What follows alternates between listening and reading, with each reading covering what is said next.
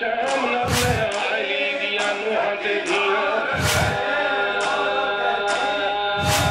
जेड़ी 70 कदम ते खड़ गया जे जमीन उठी हो मैं बिना दा सजदा वेखा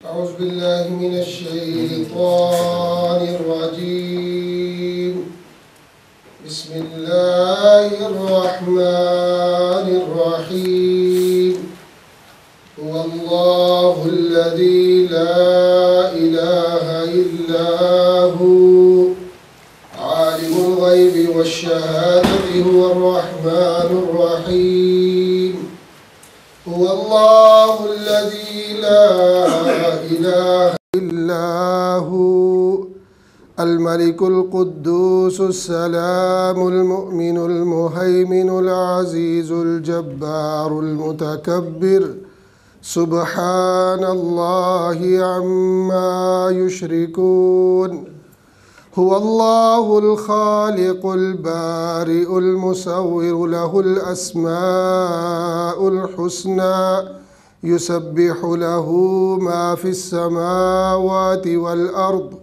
وهو العزيز الحكيم صدق الله العظيम। नात रसूल मकबूल के लिए अंकल अब्दुल गनी साहब।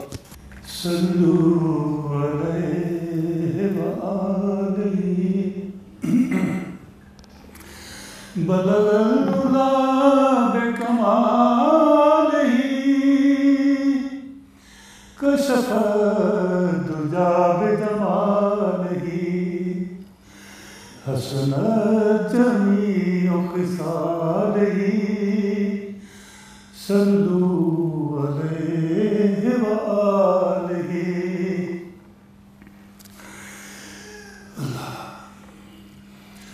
न तलाश में कदा है न तलाश जामीना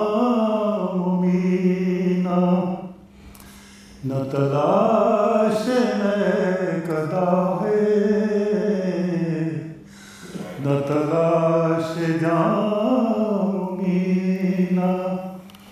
मेरे वास्ते है काफ़ी मेरा साथी मदीना मेरे वास्ते है काफ़ी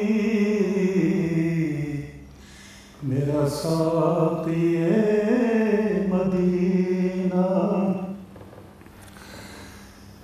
ये बारिक तेज मेरा कुछ न कर सकेंगे ये बारिक तेज मेरा कुछ न कर सकेंगे मेरे नाखुदा मोहम्मद मेरे नाखुदा मोहम्मद मेरा पार है सफीना मेरे वास्ते है काफ़ी मेरा साथी मदीना। इन्हीं दोनों मंजिलों की मैं हदों में खो गया हूँ इन्हीं दोनों मंजिलों की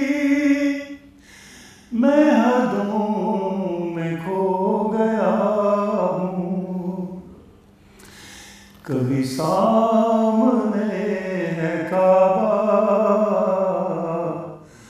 कभी सामने है काबा, कभी रूबरू मदीना, कभी सामने है काबा, कभी रूबरू मदीना, मेरे वास्ते है काफी, मेरा साक़िए मदीना। जी करदा मदीने दे आसाइयां, मदीने दियां होण गलियां, जी करदा मदीने दे आसाइयां, मदीने दियां होण गलियां, कासा फड़ के करां गदाइयां, मदीने दियां होण गलियां, कम कराते नाल में शाकां,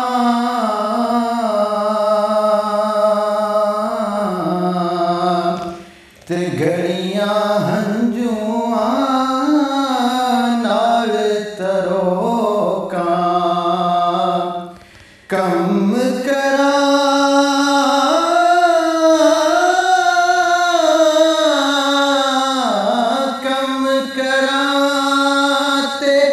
नाल में शाकां,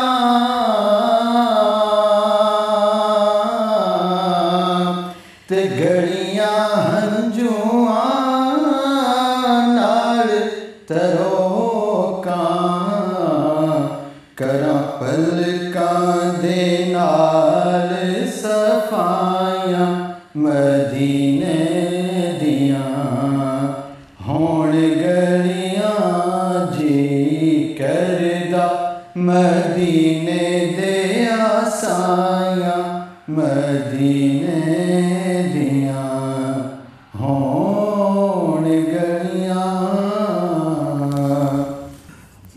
अल्हम्दुलिल्लाह, अल्हम्दुलिल्लाह व सलामुन अला इबादिहिल्लज़ीना इस्तफ़ा, खुसूसन अला सय्यिदिर रुसूल व खातमिल अंबिया व अला आलिहिल अत्क़िया व अस्हाबिल अस्फ़िया, अम्मा बादो फ़अऊज़ु बिल्लाहि मिनश शैतानिर रजीम, बिस्मिल्लाहिर रहमानिर रहीम। इन्नल्लाह यअमुरुकुम अन तुअद्दुल अमानाति इला अहलिहा व इज़ा हकमतुम बैनन नासि फ़हकुमू बिल अद्ल, इन्नल्लाह निअम्मा यइज़ुकुम बिह, सदक़ल्लाहु मौलानल अज़ीम।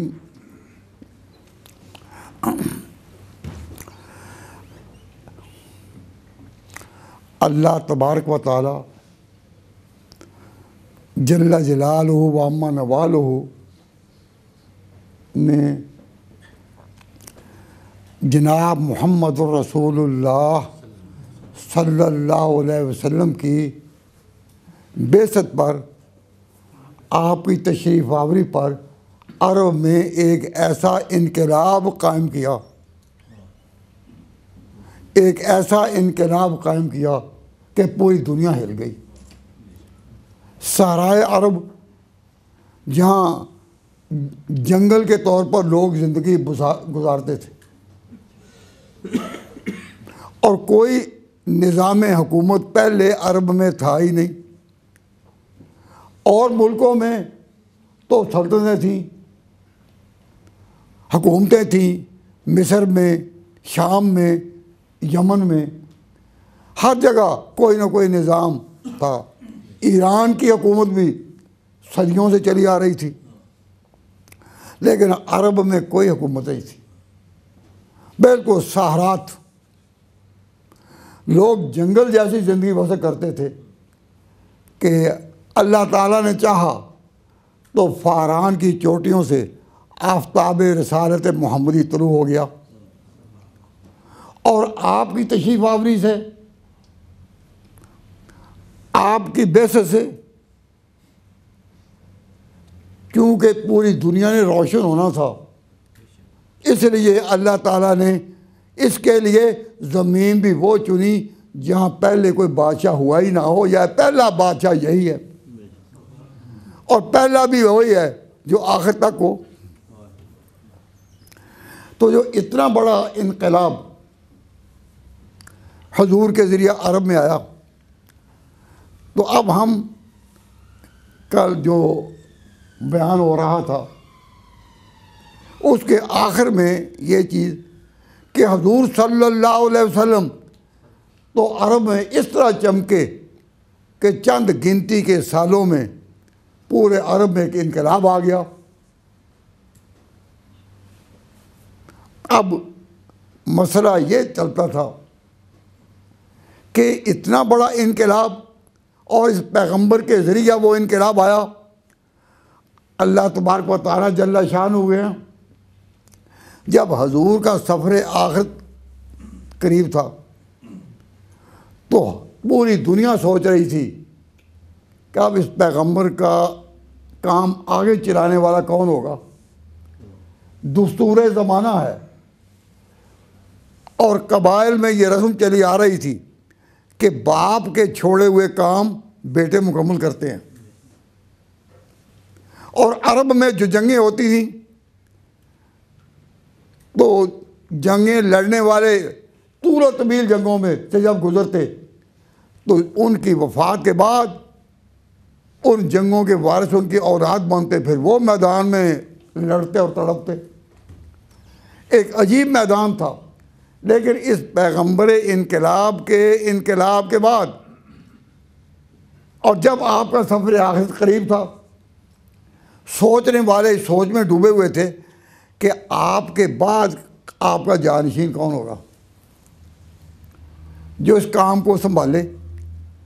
यहूदी अपने तौर पर खुश थे कि इनका बेटा तो कोई नहीं, आगे कोई नहीं संभालेगा।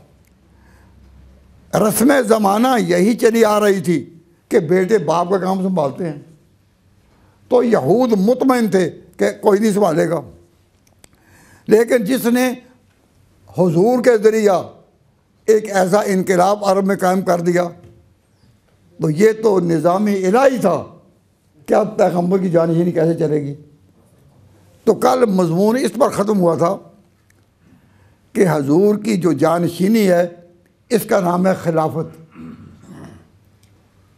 तो खिलाफत के बारे में अब तक आम लोगों के जहन में यही बात चली आ रही थी, यही चली आ रही है कि आपका जानशीन कौन हो।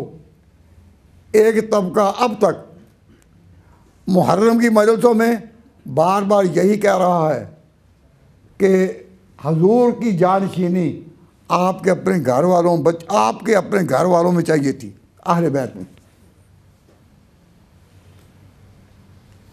उन्होंने अपनी तारीख़ की, अपनी फ़िक्र की, अपनी सोच की, अपने बयानात की बिना ही पर रखी है कि पैगंबर इनकलाब जिसने इतना बड़ा इनकलाब कायम किया, अब जानशीनी उनके अपने ख़ानदान में हो, उनका ख्याल है।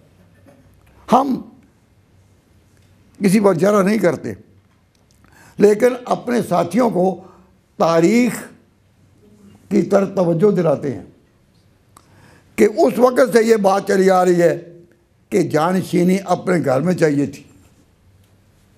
अब आप हज़रात खुद सोचें,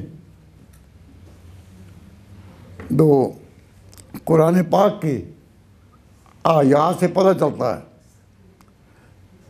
वो मैं आयत इस वक्त पढ़ नहीं रहा, इंशाअल्लाह फिर 2-3 दिन के बाद शायद उस मजलिस में वो पढ़ दूँ और बयान करूँ।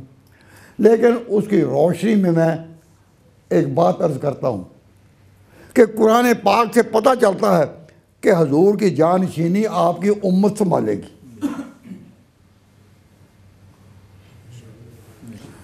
इसके दलाइल कुरान करीम में कहाँ कहाँ फैले हैं कि हजूर की जानशीनी, हजूर की जिम्मेदारी, हजूर का काम आपकी उम्मत संभालेगी। ये कुरान पाक से मिलता सबक इसका। और अल्लाह ताला ने तौफीक अता फरमाई तो मैं 22वें पारे से इस चीज़ को पेश करूँगा। अल्लाह ताला तौफीक दे, सेहत दे, ज़िंदगी दे। लेकिन ये 2 नज़रिए हैं कि पूरी दुनिया में इनकलाब लाने वाला ऐसा पैगम्बर जिसके बाद फिर किसी पैगम्बर ने नहीं आना, जो दुनिया को चैन सुख मुहैया करने में रहमतुल लिल आलमीन कहलाया। अल्लाह ताला ने जिस पर ख़त्म नबूवत का ताज रखा, उसका जानशीन आया घर में से होगा, फैमिली में से या उम्मत में से? सवाल सादा सा है लेकिन बड़ा गहरा सवाल है कि जानशीन किन में से हो, अपनी फैमिली में से या उम्मत में से? दुनिया में ये चीज़ मालूम है, लोग जानते हैं कि किसी शख्स को जानने पहचानने वाले उसके साथी होते हैं जो उसके साथ हों, या बच्चे होते हैं। आपकी अपनी कारकर्दगी से, आपकी अपनी कारकर्दगी से ज़्यादा आशना कौन है? जो आपके दाएं बाएं आगे पीछे जो साथी हैं। और अपने बच्चे वो तो नेक्स्ट जनरेशन है ना, और अपने माँ बाप वो पहली जनरेशन है ना। पहली जनरेशन उतनी आशना, ना अगली जनरेशन उतनी आशना। जानने वाले दाएं बाएं आगे पीछे साथी होते हैं। हजूर अकरम सल्लल्लाहु अलैहि वसल्लम ने दुनिया में जो इनकलाब किया, और आपके साथी जो बदर में, ओहद में, अहज़ाब में, खैबर में, हर मकाम पर साथ चले। आया हजूर का काम, छोड़ा हुआ काम, हजूर का निज़ाम, उसको चलाने के लिए जानशीन कहाँ से चाहिए? साथियों में से या औलाद में से, फैमिली में से? आपकी बसीरत, आपकी फ़िक्र, सोच क्या फैसला करती है? भाई खुद सोचें। एक बात यहाँ इन मुल्कों में, यूरोप में आम कही जा रही है। क्या मुहावरा यहाँ, a man is known by the society he keeps. A man is known by the society he keeps. आदमी अपने साथियों से पहचाना जाता है। इंसान अपने साथियों से, जो अपने साथ कोई चले हों, जिनके साथ कोई वास्ता पड़ा हो।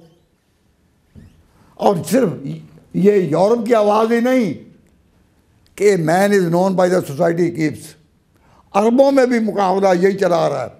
अनिल मरए ला तसल व अब्सिर करीनहु। एक अरब कहता है अनिल मरए ला तसल, किसी आदमी के बारे में ना पूछो वो कैसा है, ये देखो उसके साथी कैसे हैं।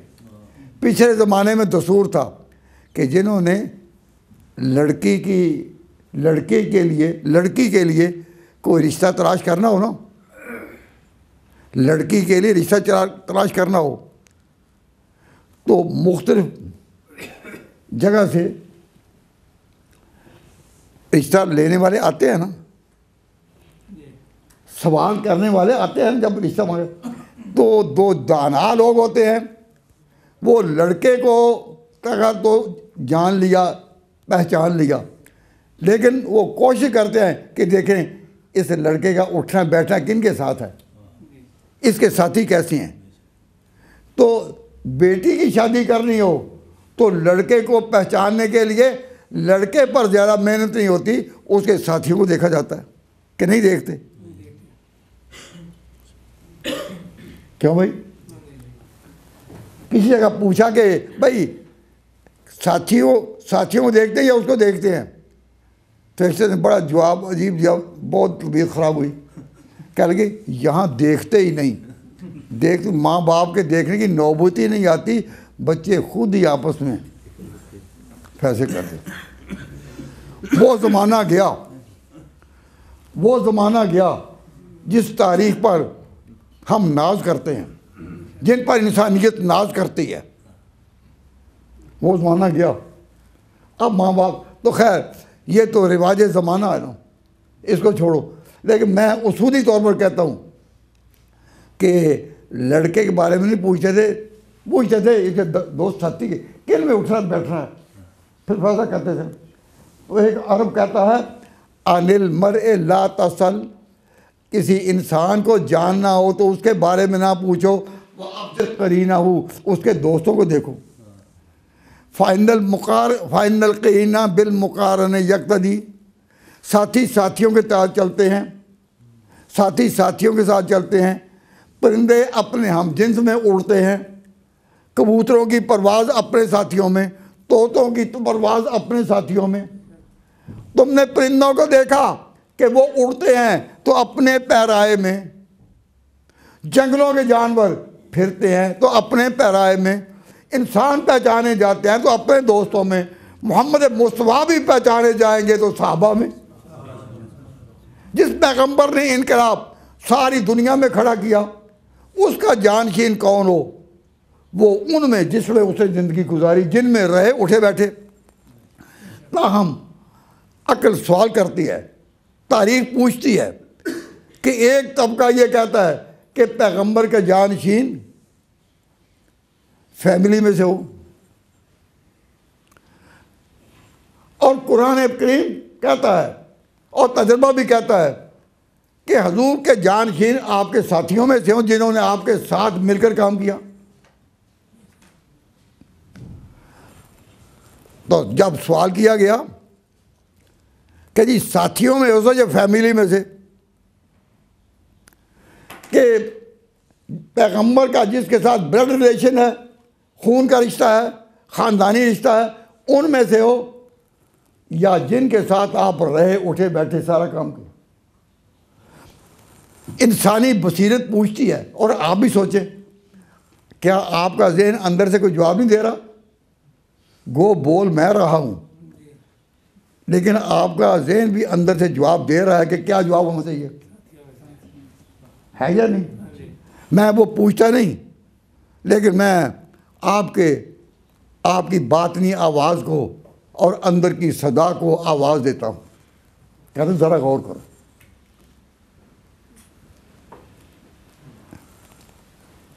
उनमें से चाहिए या उनमें से?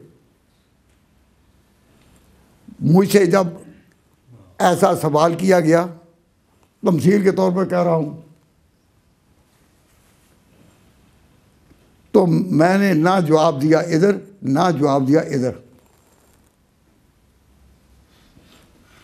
वो कहती आप बताएं कि फैमिली में से हो या दोस्तों में से हो, पैगंबर का जानशीन कौन हो? मैं मिसाल आपके सामने ला रहा हूँ। सवाल किया गया कि जानशीन पैगंबर का किन में होना चाहिए, फैमिली में या साथियों में? मैंने जब मुझ पर सवाल हुआ ना, तो मैंने कहा इसका जवाब मैं नहीं देता, ना उनकी बात है ना उनकी। बाज़ औक़ात फैमिली में भी ऐसे लोग होते हैं जो काबिलियत में जानशीन बन सकें, और साथियों में भी हर तरह के लोग हैं। हजूर के साथियों में जहाँ और बड़े बड़े लोग थे, वहाँ बिलाल हबशी भी थे जो अरब के थे ही नहीं, सुहैब रूमी भी थे जो अरब के है ही नहीं, सलमान फारसी भी थे जो अरब के है ही नहीं। तो साथी होना भी तो काफ़ी नहीं होता।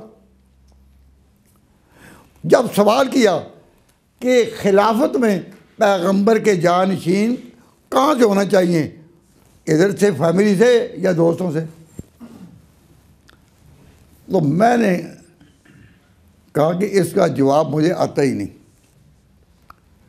तो जब जवाब नहीं आता तो मैं जवाब बजाय कि मैं दूं या आपको कहूं कि आप जवाब दें, मैं खुद कुरान से क्यों ना पूछूं। कुरान क्या कहता है भाई, जब मुझे जवाब नहीं आता तो मैं अपने क्यास के साथ अटकल पचू क्यों बयान करूं। हालात का एहतिमाल है उधर भी और उधर भी, बात उधर भी की जा सकती है उधर भी। तो मैंने कहा भाई हमें तो इसका जवाब क्यास से कर देना, अकल के साथ देना, अपने ख्यालात को उड़ाना। ख्यालात की परवाज़ बड़ी ऊंची है, लेकिन हर के ख्यालात अपने अपने होते हैं। ज़रूरी नहीं कि एक ख्याल से सारे मुत्तफ़िक हो जाएं। तो हम कुरान से क्यों ना पूछें। अऊज़ु बिल्लाहि मिनश शैतानिर रजीम, बिस्मिल्लाहिर रहमानिर रहीम। इन्नल्लाह यअमुरुकुम अन तुअद्दुल अमानात इला अहलिहा व इज़ा हकमतुम बैनन नास अन तहकुमू बिल अदल इन्नल्लाह निअम्मा यअज़ुकुम बिह। अल्लाह ताला फरमाते हैं कि तुम ना इधर देखो ना इधर देखो, तुम देखो जो इसका अहल हो, जो इसका अहल हो। अब अहलियत जो है, काबिलियत जो है, पेशवा सियासी तौर पर मुल्क संभालने के लिए वो चुना जाता है जिसमें सियादत का सियासत का निज़ाम को चलाने का ये सलीका हो। और जो इसका सलीका नहीं रखता, वो कितना ही नेक क्यों ना हो, वो कितना तहज्जुद पढ़ने वाला क्यों ना हो, कितना ही रोज़ेदार क्यों ना हो, हम अकीदत में उसकी बुजुर्गी को सलाम करेंगे, लेकिन उसको इस जिम्मेदारी पर नहीं लाएंगे। जिम्मेदारी पर वही आए जो इसका अहल हो। अब बताइए कि ये करना कि जी वो औलाद में से हो, वो साथियों में से हो, ये है या कुरान का ज़ूर। इन्नल्लाह यअमुरुकुम, अल्लाह ताला तुम्हें हुक्म देता है अन तुअद्दुल अमानात, कि ये अमानतें हैं उसको अहल के सुपुर्द करो। क्या इंसानों पर हुक्मरानी, इंसानों के निज़ाम को चलाना, इंसानों पर सियासत करना, अमीर और गरीब दोनों को अपने हक देने, इसके लिए कोई अहलियत, काबिलियत, कोई रोब व वक़ार और कोई शख्सियत, ये शर्त होनी चाहिए या देखना चाहिए कि जी रिश्तेदार है या नहीं, अहले बैत में से है या नहीं, दोस्तों में ऐसा या नहीं। तो काबिलियत देखनी है, सलाहियत देखनी है, उसमें क़यादत की शान है या नहीं। तो आप बताइए कि इतना बड़ा इनकलाब जो पैगंबर इनकलाब ने अरब में करके दिखाया, उनकी वफात के बाद उनकी जानशीनी के लिए बुजुर्गी देखनी है सिर्फ? नहीं। रिश्तेदारी देखनी है? नहीं। ब्लड रिलेशन देखना है? नहीं। वो आपके पास उठे बैठे हों ये देखना है? नहीं। अल्लाह ताला का कानून कहता है, कुरान कहता है, इसके लिए तुमने अहलियत देखी है। अहलियत किन में? मेरा आज का वो मौजू नहीं कि मैं अहलियत बताऊं, लेकिन किसी अंग्रेज़ का जुमला नज़र पड़ा था कि मुसलमानों में एक उम्र और होता तो दुनिया में कहीं कुफर का नामो निशान न रहता। तो उम्र को हम उनकी बुजुर्गी पर अकीदत का सलाम नहीं करते, उनकी अहलियत पर दुनिया उनको सलाम करती है। अगर मौजू होता यकम मुहर्रम का, क्योंकि यकम मुहर्रम को हज़रत उमर रज़ी अल्लाह तआला अन्हु की शहादत का दिन है। अब पाकिस्तान के एक सूबा में यकम मुहर्रम को हज़रत उमर की याद में सरकारी तौर पर छुट्टी जो है वो मंजूर हुई है। इस साल पहली दफ़ा, ये पहली दफ़ा है कि अगर 10 मुहर्रम को हज़रत हुसैन की याद में छुट्टी होती है सरकारी, तो यकम मुहर्रम को हज़रत उमर की याद में होनी चाहिए। अल्लाह ताला इसको इस्तेकाम अता फरमाए। तो मैं आपसे ये कह रहा हूँ कि अगर कोई पूछे कि इस अजीम पैगंबर खातमुन नबिय्यीन रहमतुल लिल आलमीन, जो सारी दुनिया के लिए भेजा गया, मशरक़ व मगरब, शिमाल और जनूब के लिए, उसकी जानशीनी के लिए हिस्सेदारी देखी जाएगी, मजलिस देखी जाएगी या अहलियत? मैं जवाब नहीं देता, मुझे जवाब नहीं आता, लेकिन कुरान तो कहता है ना कि अहलियत देखो।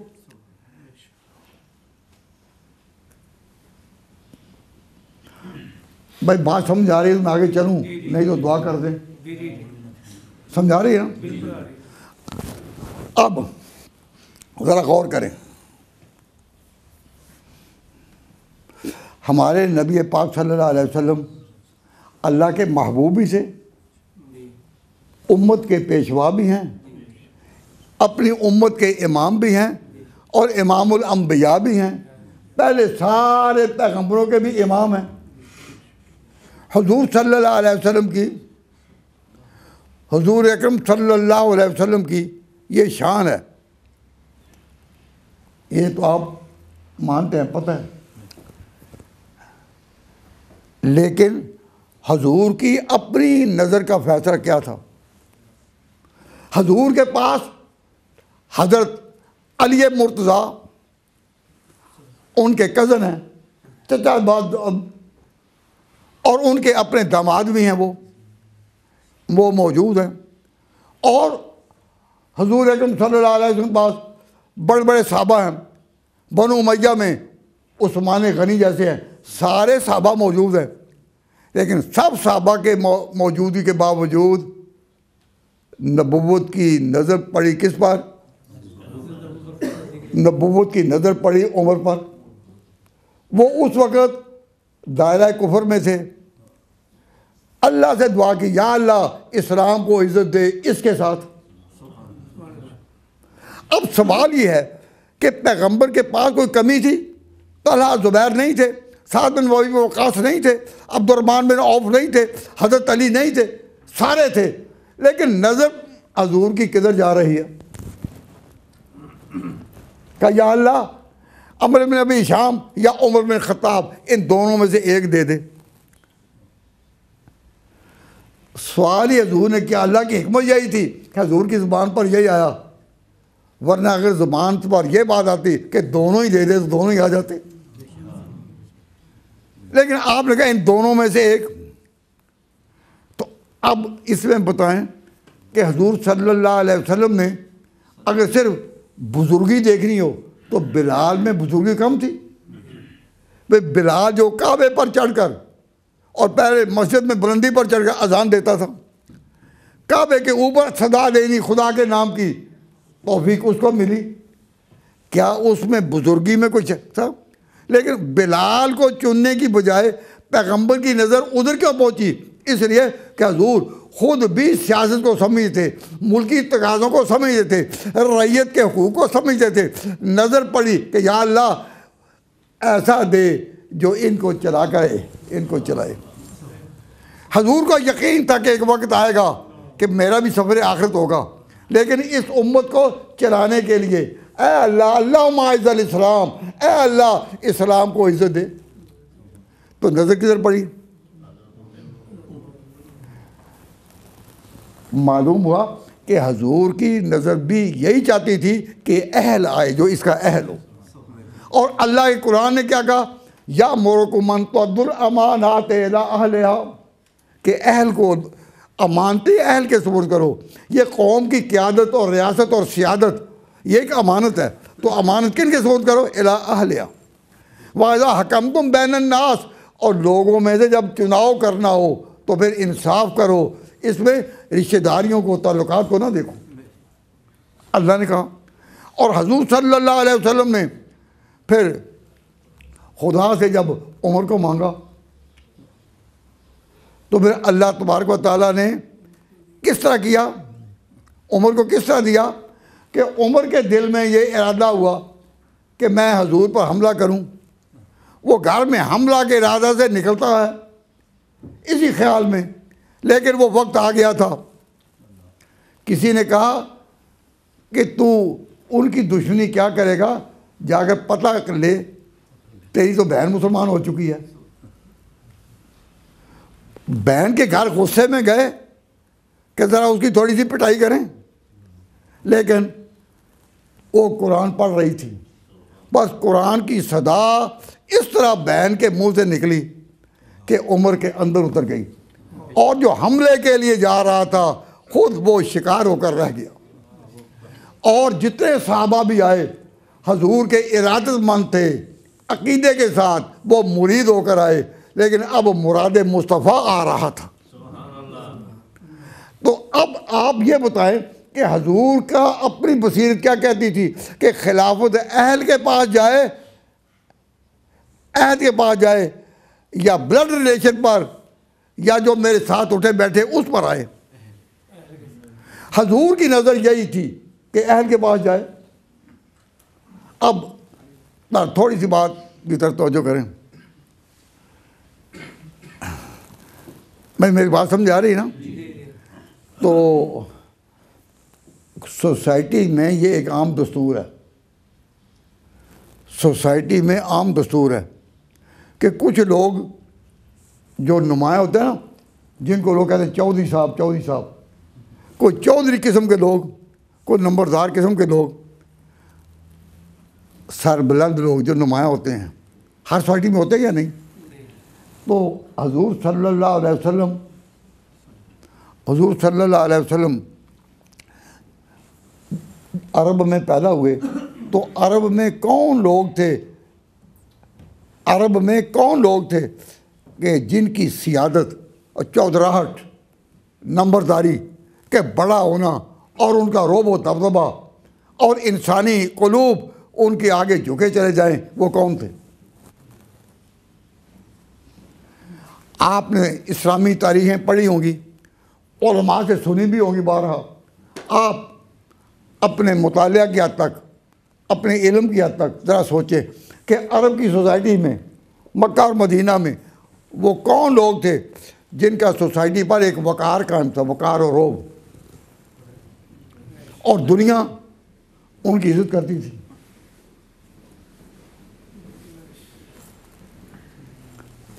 आप इसका जवाब दे सकते हैं? ज़रा गौर करो।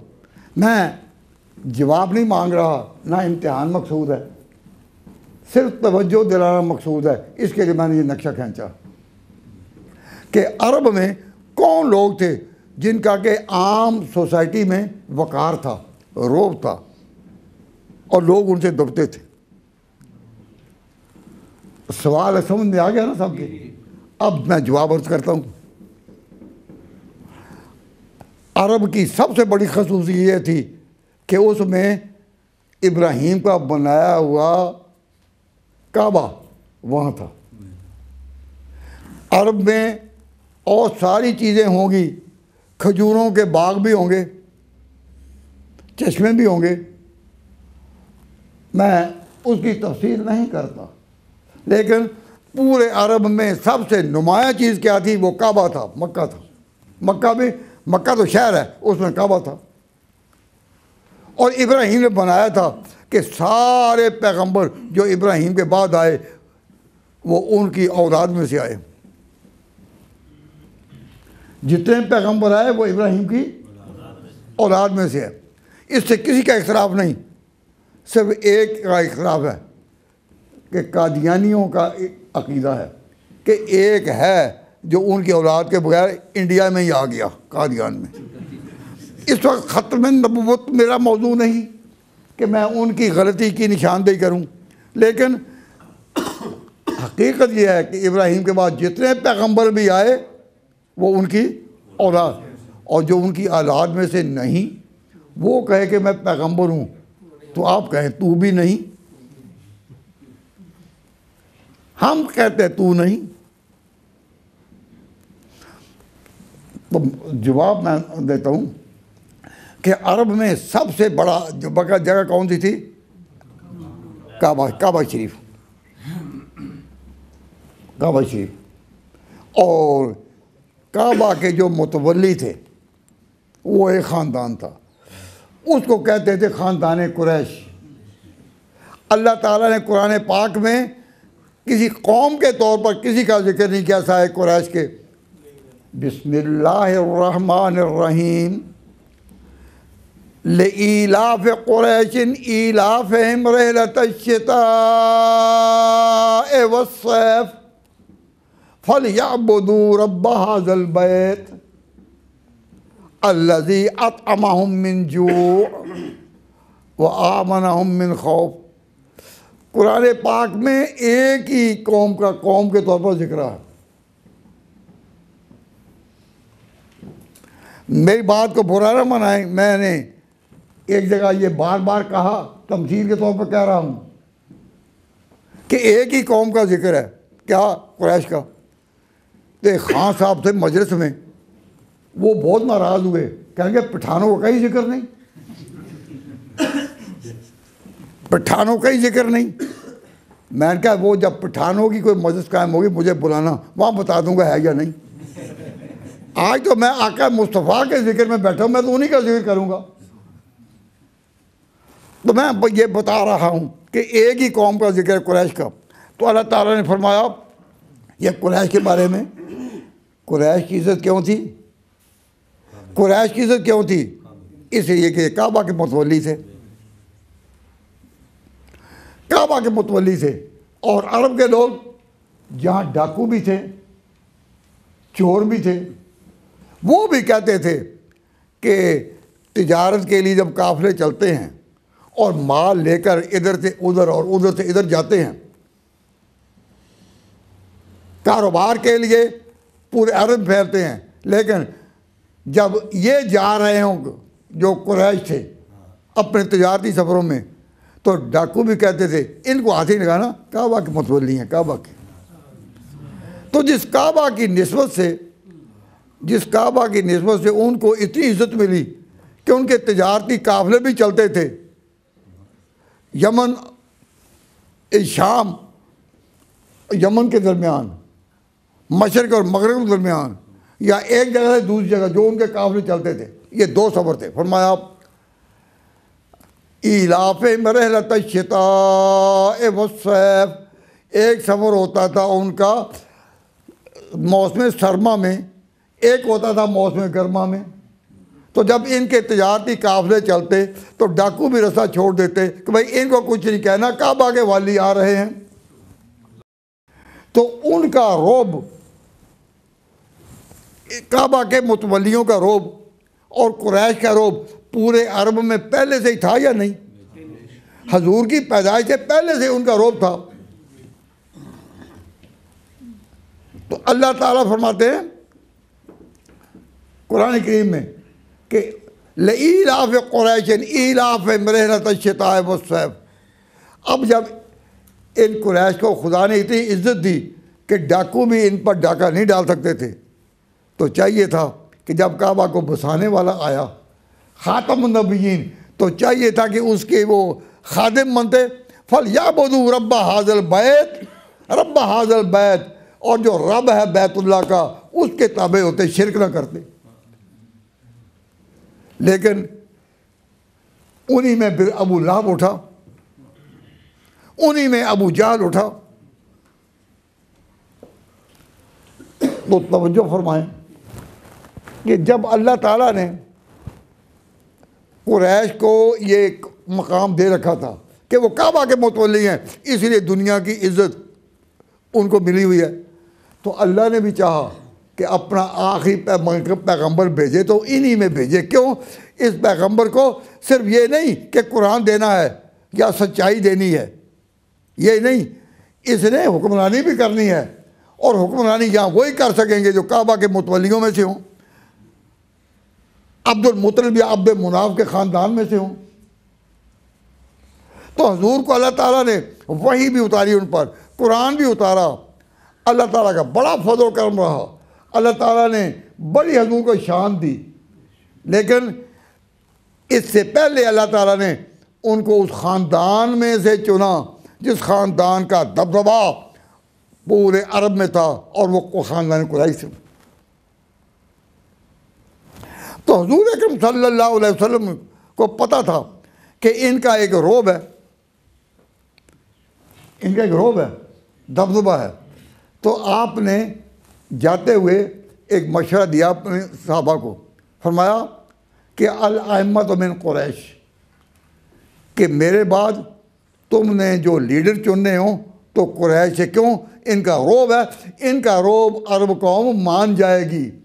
अगर बिलाल हबशी को, साहिब रूमी को, सलमान फारसी को, कितने ही बच्चे बड़े ऊंचे नेक लोग हैं, इनको आगे करोगे तो अरब, सारा अरब कौम जो कबाइल पर मुश्तमिल है, जिनकी तारीख कबाइल की है, वो नहीं मानेंगे सारे।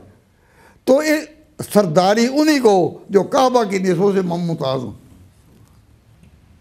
तो हजूर कौन थे? जो काबा की निस्बत से मुमताज़, नबूवत तो थी, रिसालत भी थी, कुरान भी था, वाही खुदाबंदी भी थी, लेकिन काबा की एक निस्बत भी तो थी ना कि ये कौन है? बनु हाशिम में। तो नबी पाक सल्लल्लाहु अलैहि वसल्लम ने दी काबा को इतनी सियादत दी कि जब हुजूर सल्लल्लाहु अलैहि वसल्लम ने मक्का को फतह किया, मक्का को फतह किया, तो आप आए कहाँ से थे? हुजूर मदीना से आए थे, मदीना से, और मक्का फतह किया। तो जब फतह करके फिर मदीना गए तो उन्होंने मक्का को अपनी सल्तनत नहीं बनाया। क्यों? अगर मक्का को बनाते तो सल्तनत का मरकज़ तो था मदीना, तो अगर इसको वो अपनी मातहती में छोड़ते और अपना कोई नुमाइंदा मुकर कर जाते तो मक्का ताबे हो गया ना मदीना के। तो हजूर नहीं चाहते थे कि जहाँ काबा हो उसको मैं मातहत करूँ।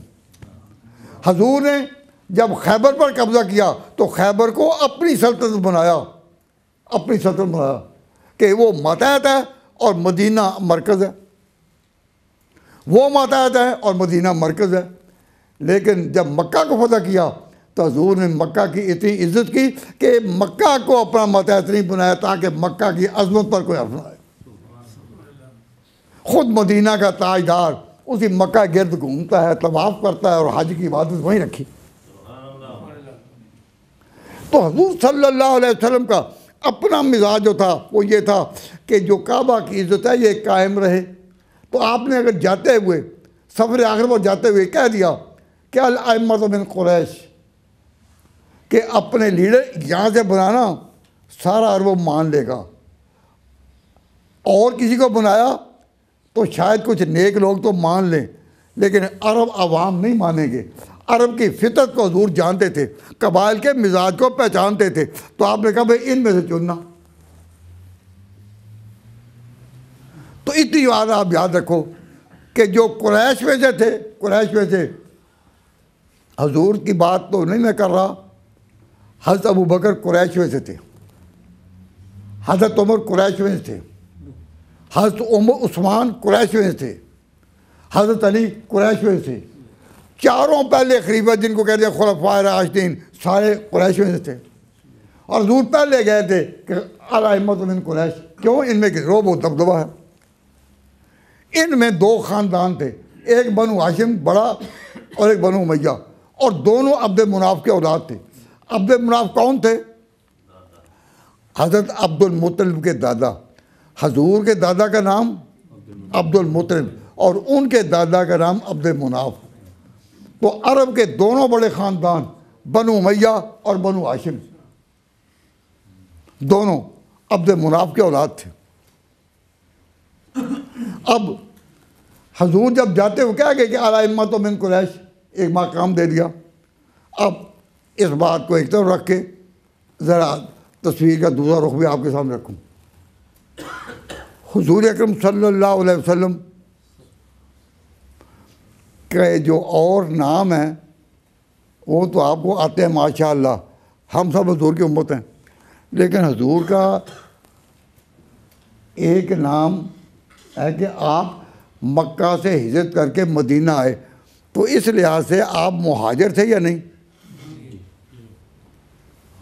इसमें कोई बेदबी नहीं, हजूर थे तो मुहाजिर ना, मदीना के रहने वाले तो नहीं थे, आए थे मक्का से। तो जब हजूर ख़ुद मुहाजिर थे तो इन मुहाजिरीन को अपने यहाँ कबूल किन्होंने किया? अंसार ने। जो मदीना के अंसार थे उन्होंने मुहाजिरीन को कबूल किया और इस इज़्ज़त से कबूल किया कि ऐसी इज़्ज़त कभी भी किसी मेज़बान ने अपने मेहमान को नहीं दी होगी।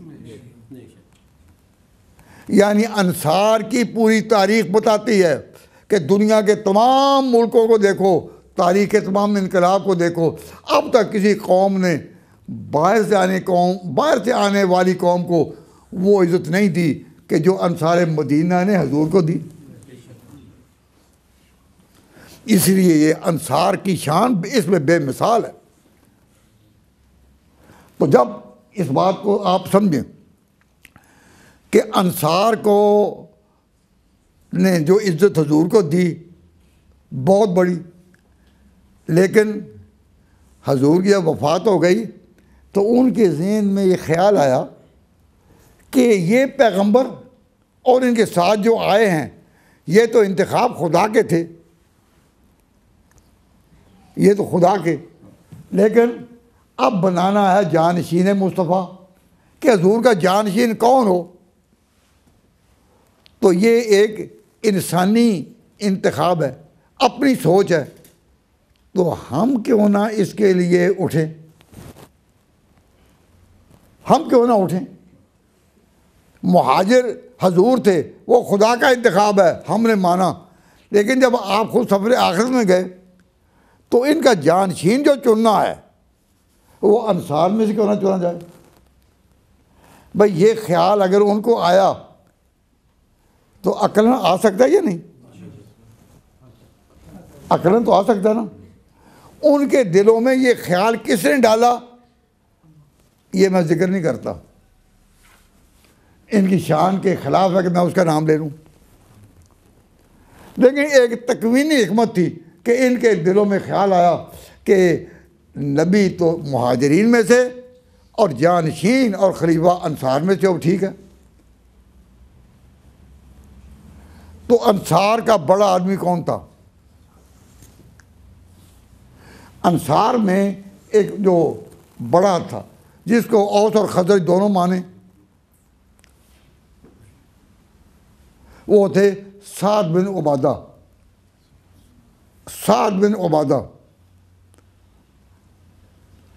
वो इनके बड़े थे। तो उसने एक मीटिंग बुलाई।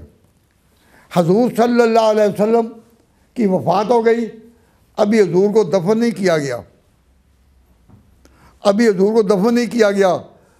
सवाल पैदा हुआ, भाई किसी मुल्क का बादशाह सफ़र आखिरत पर चला जाए तो एक कोहराम मच जाता है, सारे लोग कहते हैं अब क्या होगा, अब क्या होगा। और उसूल ये है कि पहले बादशाह को दफन तब किया जाता है जब ताज किसी और के सर पर रख दे। पहले बादशाह पर वफात आई तो ताज कहाँ है? ताज होता है उसके सिराने, मैयत के सिराने ताज पड़ा रहता है। जब तक वो ताज किसी जिंदा इंसान के सर पर ना आ जाए पहले को दफन नहीं करते। नहीं समझे बात? और ये कोई बुरी बात नहीं है। क्यों? कोई सल्तनत बेताज ना रहनी चाहिए। बादशाह तो आते रहेंगे, कारवां आते रहे जाते रहे, हुकूमत करने वालों के काफिले कई आए और गए, लेकिन हुजूर सल्लल्लाहु अलैहि वसल्लम कहाँ हैं? मस्जिद नबी में जो हुजूर सल्लल्लाहु अलैहि वसल्लम हैं कहाँ हैं? अपनी मस्जिद में, क्योंकि उनके हुजे जो उम्महातुल मोमिनीन के थे वो मस्जिद के साथ साथ थे। हुजूर का बदन मुबारक वहीं था। सब साहबा मुहाजिर या अंसार उनके दिल गमगीन थे कि उस्ताद कहाँ गया, हम हुजूर से महरूम हो गए। ये एक कोहराम होता था। तो किन का आदमी रिवाज ज़माना के मुताबिक या कबाइल के मिजाज के मुताबिक किन का गया? मुहाजिरीन का। जितने लोग मक्का से आए थे, हजूर भी मक्का से, वो अपने आप को हम वतन समझते थे, वो सारे मस्जिद नबी में मुहाजिर। और हजूर का जसद मुबारक हजूर का जिस्म मुबारक हज़रत आयशा के हुजरा में था। हज़रत आयशा भी गमगीन बैठी, हज़रत फातिमा भी गमगीन बैठी थी, और ये सारे मुहाजिर थे। आयशा भी मुहाजिरों में और फातिमा भी मुहाजिरों में, अली भी मुहाजिरों में, सारे सबके दिल गमगीन थे, सबके दिल गमगीन थे। लेकिन उन्होंने कोई प्रोग्राम रोने का नहीं बनाया कि हाज़रीन हम कल इतने बजे रोएंगे। किसी वफात पर यह रिवाज नहीं चाहिए कि रोने का वक्त होगा, अब इतने बजे रोएंगे। रोना इज्तिमाई तौर पर यह इस्लाम की में कोई नहीं है। इस्लाम के अखलाकी निज़ाम में कि जब किसी पर ऐसा वक्त आ जाए तब क्या कि साबिरीन उठें, ये नहीं कि मातमी मजलिसें कायम करें। तो सहाबा जो मस्जिद में थे उन्होंने मस्जिद में कोई वावेला, कोई आहुजारी वो उन्होंने नहीं की, आहुजारी नहीं की। और जो अंसार थे मदीना के रहने वाले वो पूरे मदीना में फैले हुए थे। तो अब ये वो मुहाजिरीन तो मस्जिद नबी में जमा हैं सारे, और हजूर भी वहीं हैं। लेकिन अंसार के लिए साद बिन उबादा, उसकी हवेली बहुत बड़ी थी जिसको कहते हैं सकीफ़ा बनी साइदा। सकीफ़ा बनी साइदा में सारे अंसार जमा हुए और कहा कि हम हजूर का जानशीन चुने। तो उन्होंने जानशीन जो चुना तो किसको चुनते? उन्होंने जो जानशीन चुनना है अंसार ने अपने में से, तो उसी को चुना था ना जो अंसार का सरदार था, वो साद इब्न उबादा था, और उसी ने मीटिंग बुलाई थी, उसी ने मीटिंग बुलाई थी। और अंसार सैकड़ों की तादाद में जमा थे, और दरमियान में वो एक गमगीन सूरत में चादर लिए बैठा था। और अंसार कह रहे थे कि मुहाजिरों को हमने कबूल किया, पैगंबर मुहाजिर थे हमने कबूल किया, अल्लाह का इंतखाब हमने कबूल किया, इस्लाम कबूल किया। अब अमीर जो है वो चुना जाए अंसार में से। भाई मेरी बात समझ आ रही है ना? तो अगर अंसार में से चुना जाए अमीर, तो भी अकल के बिल्कुल मुताबिक, कोई ऐसी बात नहीं कि अंसार में चुना जाए। तो फिर खिलाफत के उम्मीदवार कितने हो गए? हजूर ने अपनी नज़र पसंद तो डाली थी अबू बकर पर कि मुसल्ला इमाम पर उनको खड़ा किया, तो पता चल गया कि हजूर की नज़र इंतखाब उन पर है। लेकिन अंसार की नज़र इंतखाब किस पर थी? बोलिए, साद बिन उबादा पर। अब मुकाबला इन दोनों में हो सकता था कि उनमें से हो या उनमें से हो। मैं उन दो साथियों से, दोस्तों से पूछा करता हूँ कि जो कहते हैं कि हजूर के बाद उनका जानशीन अबू बकर हो या अली, तो हमने कहा भाई अली तो इस मैदान में ना निकले, ना उन्होंने कुछ कहा, ना कोई मीटिंग की, ना नाम पेश किया, ना उनके साथ कोई आदमी उठे इसमें। खाम अली को अबू बकर के मुकाबले में, अगर मुकाबले में किसी का नाम दिया जा सकता है तो साद इब्न उबादा का, कि अंसार इनकी क़यादत में उठना चाहते थे, और जो मुहाजिरीन थे उनके लिए अबू बकर की इमामत हजूर का इरशाद था। तो अगर भी खिलाफत में इख्तलाफ होता तो किन किन में होता? बोलिए जी। हज़रत अबू बकर में और साद इब्न उबादा में। और मौजूद ये होता कि मुहाजिरीन में चाहिए अंसार में से, तो अकल मानती है। अब ये जो लोग बात उड़ाते हैं कि जी खिलाफत अली को मिलनी चाहिए थी, भाई वो तो ना उम्मीदवार, ना कोई मीटिंग बुलाई, ना कहीं बैठे, ना दावा, वो तो अल्लाह तबारक व तआला जल्ल शानु के यहाँ साबिरीन में से थे। खाम उनका नाम लेकर कौम में एक फिक्र पैदा कर दी कि खलीफा वो होना चाहिए वो। आपने खिलाफत पर जितने भी इख्तलाफ सुने, किन के दरमियान सुने? इन्हीं में कि जी अबू बकर हूँ या अली हूँ। भाई अली तो इस मैदान में आए ही नहीं, खाम उनके ऊपर जिम्मा ये बात लगाई गई। मैं तारीख़ के तालिब इल्मों से पूछता हूँ, कहा करता हूँ कि तारीख़ें देखो हर ज़बान में, किसी तारीख़ में अली का नाम बतौर उम्मीदवार के और अली की कोई कोशिश कि मुझे लोग खलीफा माने नहीं मिली। भाई हुकूमत, खिलाफत, सीट कोई जल्दी छोड़ता है? कोई जल्दी छोड़? मुझे एक लतीफ़ा याद है छोटा सा कि एक किसी ने कहा कि जी हज़रत फ़ातिमा ने हज़रत अबू बकर सिद्दीक़ के पास एक मुकदमा दायर किया कि फदक की ज़मीन जो है वो मुझे मेरे बाप की विरासत में। आपने भी सुना होगा ना किस्सा कि नहीं सुना कि हज़रत फ़ातिमा ने मुतालबा किया हज़रत अबू बकर से कि मुझे वो क्या दी जाए भाई। लेकिन अगर गौर करो, जाग रहे हो कि नहीं, सो तो नहीं गए? मैं आपसे पूछता हूँ कि अगर हजूर के जानशीन असल अली होते तो हज़रत फ़ातिमा अपने खामुद के लिए खिलाफत का दावा करती या फदक? और फदक तो एक ज़मीन थी, छोटा मसला है, और खिलाफत पूरी सल्तनत थी। तो अब जिनकी सल्तनत छीनी गई हो वो कभी ज़मीन के टुकड़े पर मुकदमा करेंगे?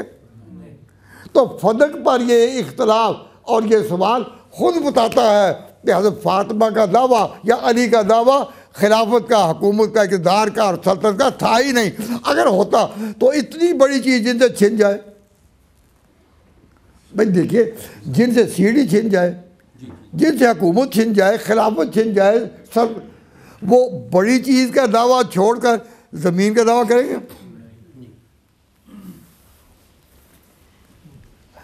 अक्ल इंसानी क्या कहती है?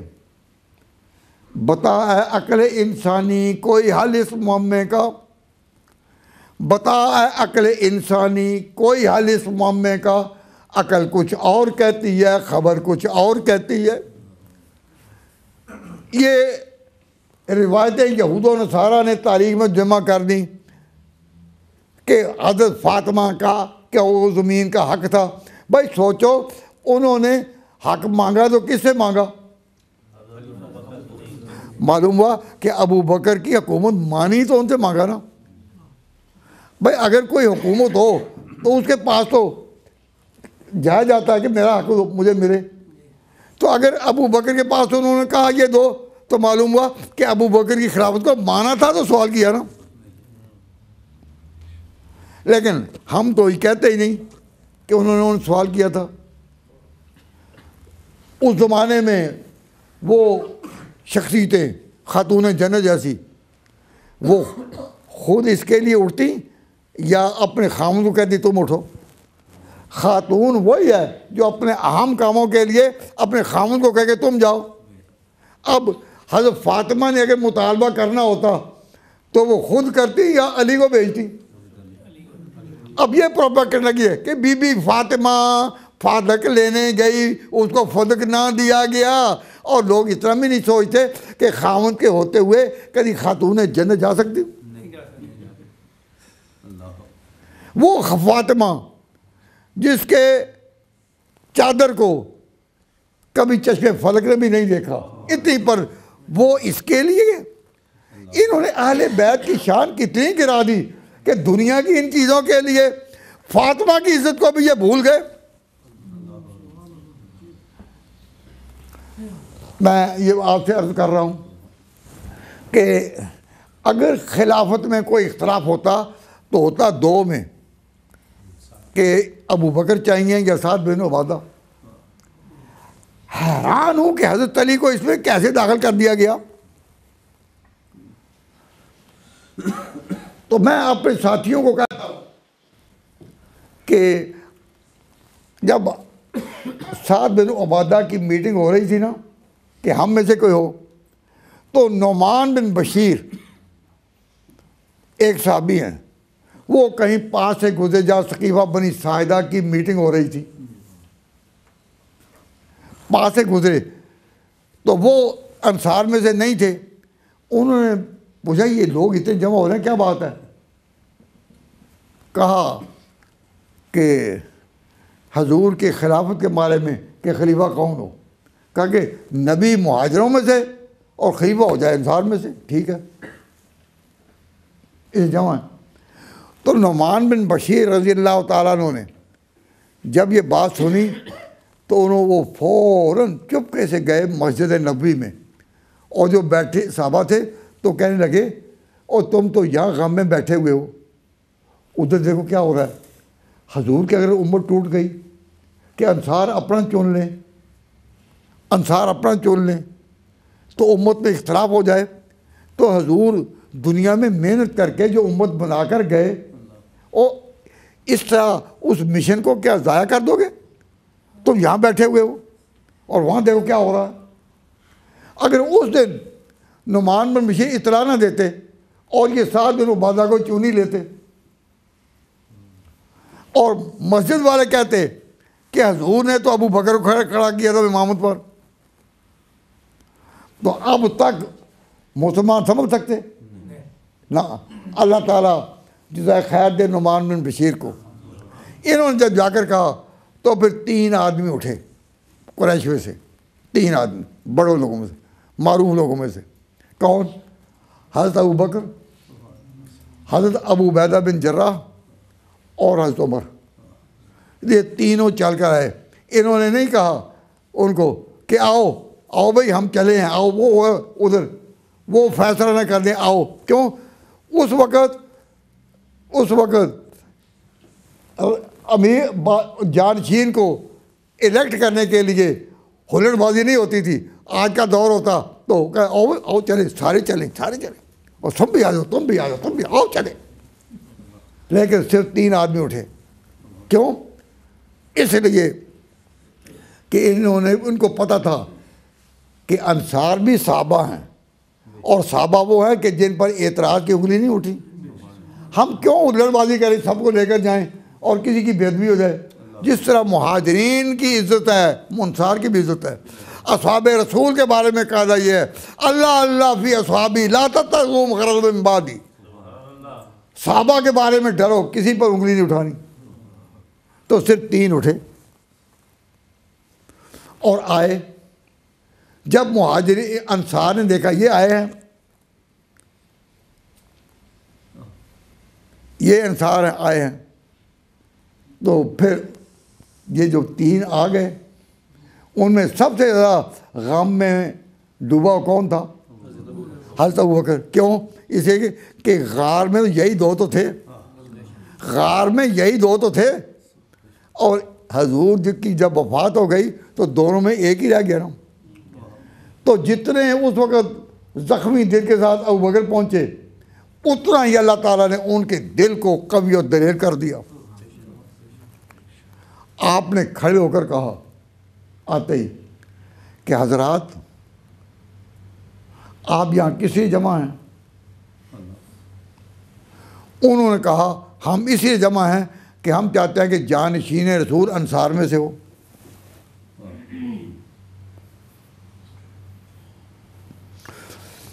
तो हज़रत अबू बकर ने कहा कि मैं तुम्हें याद दिलाता हूँ, क्या नबी पाक ने नहीं फरमाया था अल अइम्मतु मिन कुरैश, कि तुम अपने चौधरी, बड़े इमाम, पेशवा वो चुनो कुरैश में से। गो इसमें ये हिकमत थी कि कुरैश का रोब सारे अरब में था, और डाकू भी, इंतहाई तौर पर जालिम लोग भी काबा के वालियों पर हाथ नहीं डालते थे। तो हजूर का मंशा ये था कि सरबरा ऐसा हो कि जिसके खिलाफ किसी को उठने की जरूरत ना हो। तो हजूर ने अबू बकर सिद्दीक़ ने कहा कि अल अइम्मतु मिन कुरैश, क्या तुम्हें याद नहीं? तो किन को कहा? बोलो, अंसार को। और थे वो भी साहबी, और साहबा तो कभी झूठ नहीं बोलते। हर एक साहबी लायक एहतराम है।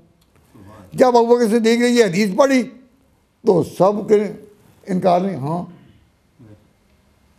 जब इनकार नहीं तो एक अबू बकर की गूंज ऐसी थी, पूरे मजमा में अबू बकर की गूंज ऐसी थी, रौब ऐसा था, और लोगों को पता था कि ये सानी सैन गार में जो 2 थे उनमें से एक ही रह गया, वो आ गया है। अंसार के दिलों को अल्लाह तबारक व तआला ने झुका दिया। आगे की आला मतलब मैंने कहा बिल्कुल ठीक है, तो दब गए, सारी चुप है, आगे बात ही नहीं चलती। तो फिर हज़रत अबू बकर ने ऐलान कर दिया, फरमाया जब आला-ए-इम्मत मिन कुरैश है उनमें से हूँ तो मैं मुसलमानों की फलाह के लिए और बहबूद के लिए एक ऐसे आदमी को पेश करता हूँ, ऐसी शख्सियत को पेश करता हूँ कि जिसके कमालात को और कुर्बानियों को, बसीरत को मानते हैं और मक्के का बड़ा था। तो मैं आपके सामने नाम पेश करता हूँ उमर का। खिलाफत के लायक मैं इसको समझता हूँ, इसमें अल्लाह ने बख्श लिया, सलाहियतें दी हैं। मुसलमान मक्का में छुपे छुपे रहते थे, छुपे छुपे, और दारे अरकम में इनका इज्तिमा होता था। लेकिन जब ये मुसलमान हुआ तो इसने पहला ऐलान किया कि अब मेरे इस्लाम लाने के बाद हम नमाज पढ़ेंगे तो काबा में पढ़ेंगे, खुलकर पढ़ेंगे, सब देखेंगे।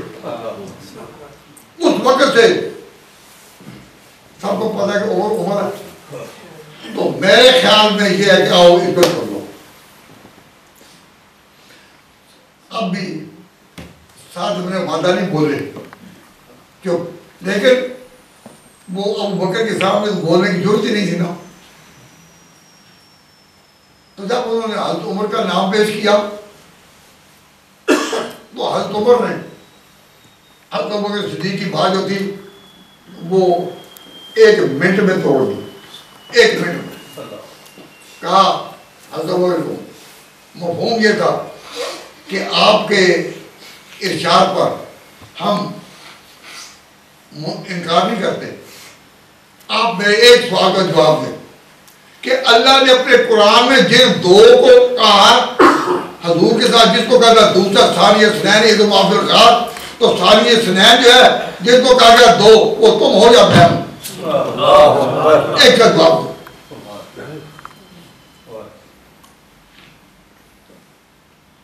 हज़रत अबू बकर सिद्दीक़ जो बड़े बिरेज थे जवाब देने में, अब उनसे जवाब में मार पड़ा। हज़रत उमर का इतनी कुव्वत इस्तिदलाल थी कि हम इनकार नहीं करते, आप जो कहें हम आपके साथ हैं, आपने ताबे हैं। लेकिन ये बताओ कि कुरान ने जब कहा 2 तो सारी सुनैन वो तुम हो जाते हैं।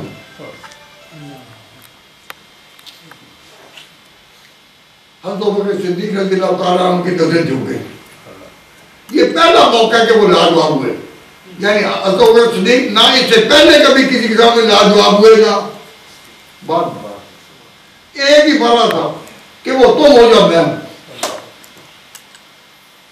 ये कहकर फिर वो जज्बे के साथ उठे, जज्बे के साथ उठे, कहा हजूर हाथ बढ़ाए, हाथ बढ़ाए और मैं पहले बात करता हूँ। हज़रत अबू बकर सिद्दीक़ रज़ियल्लाहु तआला अन्हु की बैत कहाँ हुई? कहो अंसार में। हज़रत अबू बकर सिद्दीक़ की बैत कहाँ हुई? अंसार। अगर किसी साजिश के तहत अबू बकर खलीफा बनाया गया होता और अली को पीछे रखा गया होता, आले बैत को पीछे रखा गया होता, तो बैत अबू बकर की कहाँ होती? मुहाजिरीन में। लेकिन अबू बकर को खलीफा किन्होंने चुना? जो खिलाफ फैसला करने के लिए बैठे थे। नहीं समझ बात को? तो मैं पूछा करता हूँ कि अबू बकर खलीफा किन्होंने चुना? जो उनके मुखालिफिन थे तो नहीं, मुखालिफ साबित थे, लेकिन मैं इजमाली तौर पर ये कहता हूँ कि वो इकट्ठे तो हुए थे ना खलीफा साहब ने चुनने के लिए, लेकिन उन्होंने चुना। तो जब उन्होंने चुना 2 गवाह काफी होते हैं, तो अबू बकर की खिलाफत के मुहाजिरीन में से गवाह 2 कौन हुए? पहले तो और दूसरे अबू बकर बिन जर्राह। तो तीनों चले भी इसीलिए होंगे, अल्लाह ने चलाए होंगे कि अगर इनमें से कोई खलीफा हो तो 2 गवाह तो उसके, वरना 2 भी तो आ सकते थे या 4 भी आ सकते थे, लेकिन आए 3। अल्लाह तेरी हिम्मत। अब जो लोग अब भी कहते हैं कि ये अली की खिलाफत थी और अली का हक था, वो छीना गया, तो मैं कहता हूँ अगर हज़रत अबू बकर ने कहा था अल-अइम्मतु मिन कुरैश, कि वो कुरैश में से होंगे। अगर अली मुर्तज़ा को कहीं भी खलीफा बनाया होता या तजवीज़ किया होता तो साथ में उबादा उठकर कहते कि अच्छा अगर कुरैश में से हो तो फिर अली होंगे, तुम नहीं होगे। कह सकते सर? क्यों गुस्सा तो उनको आ सकता था कि मैंने मीटिंग बनाई और बनी सकीफा बनी साहिदा की मीटिंग बुलाई और शूरा की सब बिछाई, तो अगर मैं नहीं बन रहा और मक्के वालों से बनाना है तो फिर अली को बुलाएं। तो ये मौका था कि साथ में उबादा अली का नाम देते, लेकिन उन्होंने नाम दिया। मालूम हुआ उस वक्त तक किसी के हाशिए ख्याल में भी ये तस्वर नहीं आया था कि अली भी मुद्दई खिलाफ होगा। ये कब से लोगों ने बना ली बात कि जी मुकाबला अली और अबू बकर में, हत्ता के डॉक्टर इकबाल जैसे लोग भी इन्हीं दो लफ्जों घेरे हुए हैं। डॉक्टर इकबाल का एक मिसाल सुनाता हूँ, शरा नहीं करता। ए गिरफ्तार अबू बकर अली होशियार बाश, कि ऐ लोगों जो अबू बकर और अली के झगड़ों में बैठे हैं, आपस में सर फटाफुल है, आपस में झगड़ते हैं, मुसलमान दो टुकड़े हो गए, कोई अबू बकर के हामी कोई अली के। ऐ गिरफ्तार अबू बकर अली होशियार बाश। तो डॉक्टर इकबाल जैसा बसीरत वाला आदमी वो भी इसी चक्कर में कि अबू बकर अली। मैं अर्ज करता हूँ, मैं समझ नहीं कासिल अकल नहीं मानती। ये इख्तिलाफ अगर बुनियाद बनता है तो अबू बकर और उसामा बिन वादा बनता है। ये खामखा बात, इतनी बेइंसाफी, और लोग तारीख के औराक से गुजर तो जाते हैं पर गौर नहीं करते। आपने अब तक खिलाफत के बारे में यही इख्तिलाफ सुना है ना कि अबू बकर या अली, क्या तीसरे के नाम पर भी सुना है? नहीं। अब ये लोग कहते हैं, प्रोपेगेंडा किया जाता है साहबा के बारे में कि देखा नबी को अभी दफन भी नहीं किया गया और इनको खिलाफत की फिक्र पड़ी। हालांकि दुनिया के तमाम मुतमद्दिन मुल्कों में, दुनिया के तमाम मुतमद्दिन मुल्कों में बड़ी बड़ी बादशाही में ये है कि जब बादशाह या मलका फौत हो जाए तो ताज सराहने जाता है मैयत के, जब तक किसी के सर पर ना रख दिया जाए पहले वो दफन नहीं करते। ये तो दुनिया में एक मुसलम तरीका चला रहा है, लेकिन प्रोपेगेंडा करने के लिए। मुझे याद है हमने भी इब्तदाई दौर में इन लोगों की मजलिसों में, मुहर्रम की मजलिसों में इस किस्म शेर सुने। मुझे अब एक शेर याद आ रहा है। एक शेर मैंने सुना था कि लाशा नबी का था बेगोरो कफन पड़ा मोमिनीन किराम, लाशा नबी का था बेगोरो कफन पड़ा वह हो रहा था तख्ते खिलाफत का फैसला, ऐसी खिलाफतों का बताओ उसूल क्या। तो लोग जब का ऐसी खिलाफतों का बताओ उसूल क्या, फिर सारे कहते हाय हाय हाय हाय हाय हाय हाय। हमें तो समझ नहीं आती, इस तरह गलत प्रोपेगेंडा किया गया। ताहम मैंने आपके सामने ये बात रखी कि अबू बकर सिद्दीक़ रज़ी अल्लाह तआला अन्हु जो सबसे ज़्यादा ज़ख्मी दिल थे, लेकिन उस दिन अल्लाह ने उनके दिल को ऐसी क़ुव्वत अता फरमाई, उन्होंने पूरी कौम को संभाल लिया, पूरी कौम को, पूरी कौम को। अंसार ने बैत पहले की, यहाँ अंसार ने बैत पहले की, और जब जाकर वहाँ ऐलान किया कि अबू बकर जो है खलीफ, तो उसके लिए कितने गवाह चाहिए थे? दोनों गवाहों ने गवाही दी कि हाँ इनको खलीफा चुना गया है। फिर अबू बकर मुहाजिरीन ने बैत की, पहली बैत करने उन्होंने की अंसार ने, और दूसरी बैत के इन्होंने की मुहाजिरीन ने, और हज़रत अबू बकर सिद्दीक़ बिल इत्तिफ़ाक़ खलीफा ठहरे।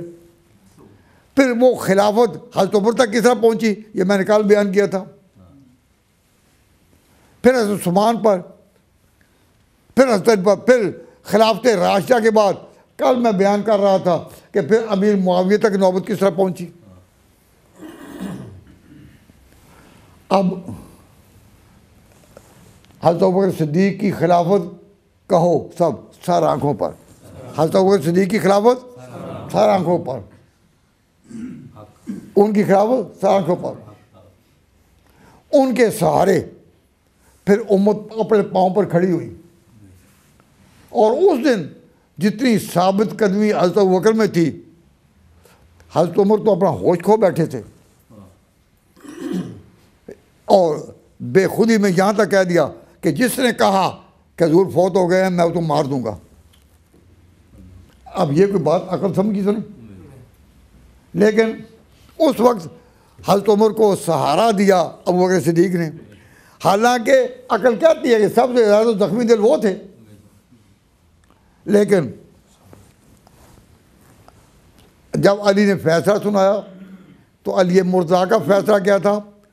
अली मुर्तज़ा कहते हैं, मरज़ा रसूलुल्लाह, हाफिज़ इब्न अब्दुल बर अल-इस्तियाब में बयान करते हैं, मरज़ा रसूलुल्लाह सल्लल्लाहु अलैहि वसल्लम अय्याम व लयालिया व कुन्तु हाज़िरन गैर गायबिन व कुन्तु सय्यन गैर मरीज़िन। हजूर की वफ़ात हो गई, जब हुई मैं पास था, आखिरी वक्त में मैं हजूर के पास था, मैं तंदुरुस्त था, कोई बीमार नहीं था, हाजिर था, गायब नहीं था। अगर हजूर मुझे आगे करना चाहते तो मुझे करते, कोई रोकने वाला नहीं था। लेकिन ऐसा नहीं, हजूर ने चुना अबू बकर को मसल्ला इमामत के लिए। नमाज क्या है? हमारा दीन और मुल्क क्या है? हमारी दुनिया। सल्तनत क्या है? दुनिया। हुकूमत क्या है? दुनिया। और नमाज क्या है? दीन। तो अली का ऐलान सुनो, हमने अपनी दुनिया के लिए उसको चुना जिसको अल्लाह के आखिरी पैगंबर ने हमारे दीन के लिए चुना था। खातमुन नबिय्यीन ने जिसको दीन के लिए चुना, हम मिलकर शूरा में उसको अपनी दुनिया के लिए चुना, और वह खलीफा कौन है? अबू बकर। तो अबू बकर की खिलाफत इतनी बेदाग है, इतनी बेदाग है। और अली ने जो उसकी वजाहत कर दी, अली ने उसकी वजाहत कर दी। अब जो अबू बकर की खिलाफत को नहीं मानते और कहते हैं जी अली का हक था, तो उनको सादा सवाल करें, भाई चलो हक उन्हीं का कहो, लेकिन जब अबू बकर को खलीफा बनाया गया तो बाद में कोई नमाज का वक्त आया कि नहीं? भाई कोई नमाज ज़ोर का वक्त आया होगा कि नहीं? तो जब नमाज मुसलमानों की खड़ी हुई हजूर की वफ़ात के बाद, तो अबू बकर जब खलीफा के तौर पर अब नमाज पढ़ा रहे हैं, पहले वो नमाज पढ़ाते थे इमाम के तौर पर, हजूर ने इमाम कर किया। अब जब वो नमाज पढ़ाएंगे तो किस तरह पढ़ाई बताओ? खलीफा। तो उनके पीछे अली भी खड़े हुए थे या नहीं? कभी जवाब नहीं दे सकेंगे, कभी भी नहीं जवाब देंगे कि अली उसमें शामिल हुए थे या नहीं। जब इन्हें कहते हैं बस आंखें नीची हैं, आंखें नीची हैं। कोई पूछे वो बोलो तो सही, कहीं नहीं हमारे तो रोने के वक्त है, हम रोएंगे, मुहर्रम के मौका आएगा हम रोएंगे। भाई अल्लाह के बोलो, रोने से वो काम चलता है? तो रोना भी है तो रोते रहो। और ये 1200 साल से या 1300 साल से जो रो रहे हैं, तो रो कर ले क्या लिया इन्होंने?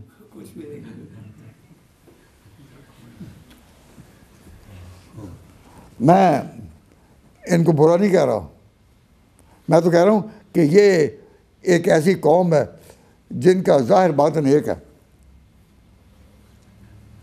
नहीं समझे? जिनका ज़ाहिर बातिन एक है। बातिन की तो बात ही करता, ज़ाहिर क्या है? काले कपड़े।